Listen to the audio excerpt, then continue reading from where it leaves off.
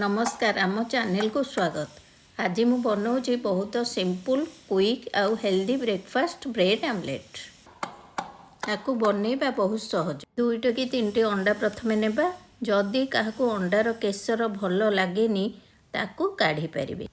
सेथिरे अल्प हळदी गुंड, अल्प किछि लंका गुंड, सेथिरे हाफ स्पून लूण पकेइबा आउ अल्प गोलमरिच गुंड पकेइबा। जदि स्पाइसी दरकार कंचा लंका काटिकी भी पकई पारिबे।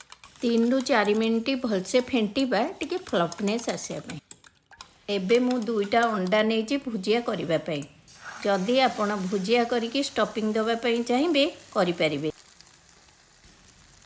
भुजिया करिया पई पैन रे किछि तेल नबा, सेथिरे अंडा फेंटा को पकई सेथिरे लूण हळदी लंका गुंड देई 2 ରୁ 3 मिनिट पर्यंत लो फ्लेम रे भाजी नेबा। 3 ରୁ 4 पीस ब्रेड नबा, सेथिरे भुजियार स्टफिंग देई ताकू सैंडविच स्टाइल ले पैक करनेबा। स्टफिंग है ऑप्शनल, आपण चाहिए दे पारिबे नले भी चलिबो। एबे करेई बा पैन बसई सेथिरे तेल नबा। एबे अंडा फेंटारे ब्रेड स्लाइस को डिप करिबा।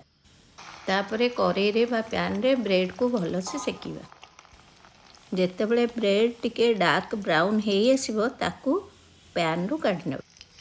जो मैंने बैचलर पिला बाहर रही पढ़ापढ़ी कर जॉब करुँच से 10 मिनिट को बनैकी खाईपर।